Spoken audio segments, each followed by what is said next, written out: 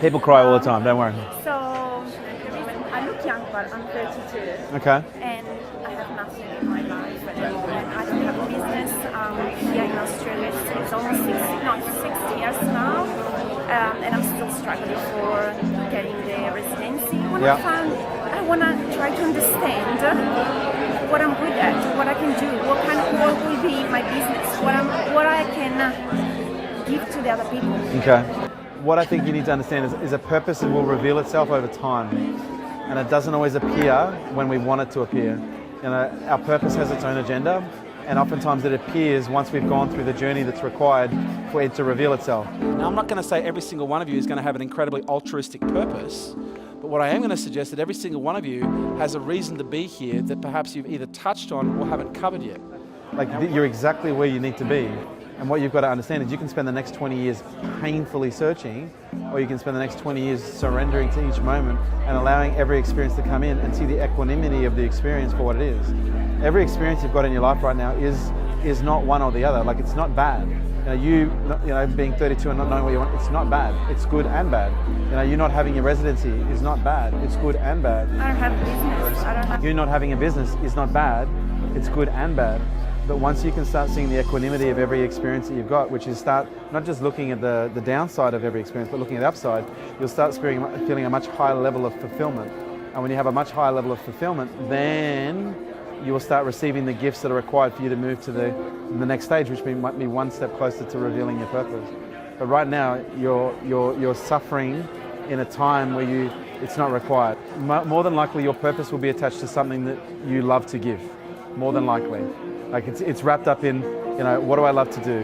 What do I think about? What do I talk about? What are the things that I fantasize about? What are the things that I read about? What are the things that when I'm doing them, I lose time and space? What do I find myself naturally doing when I show up and I speak to people? How do I naturally show up? What are the things that I'm naturally good at that I enjoy to do? Therein lie the clues. But the only way you're going to see the bigger picture is by starting to look at everything, not just one side of something. One side of something is the bad side. The complete picture is the good side of something and the bad side of something. That's the complete picture. And when you can see both the good and the bad, you still have pain, but it's no longer suffering, okay? Because you surrender to the suffering and you experience the equanimity, which is the both, and then you start experiencing a level of bliss and fulfillment. Because you can look at a situation and go, oh wow, it's perfect. Because it's not good, it's not bad, it's both. Happiness isn't an outcome. It's not a destination-based sport. It's an activity. You don't do something to make you happy, you do something that allows you to feel higher levels of fulfillment. Does this make sense? You feel greater levels of contentment. You feel greater levels of peace and joy. I express my purpose by helping people every single day. It's what I love to do. It's what lights me up. It's when I lose time and space. I fantasize it. I think about it. For me, it's how do I help people to perform their absolute maximum? I express that. It's not a doing function, it's a being. What is it that creates that internal desire to want to achieve at the highest level? You don't run out of intrinsic motivation, you just die.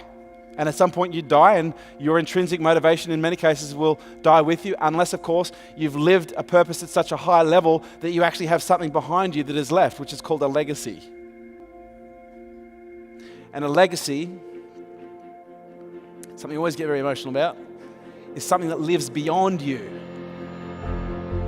as a result of you, and it is an echo of your life. Find something that allows you to express things that fill you up with happiness, and that is finding this. What am I here to do? It's like when you're in a plane, the captain always said, you've got to fix your oxygen mask first before you fix anyone else's to help. So in order for you to be able to serve anyone at a high level, you've got to work with you. It's an inside job. Hard is not bad.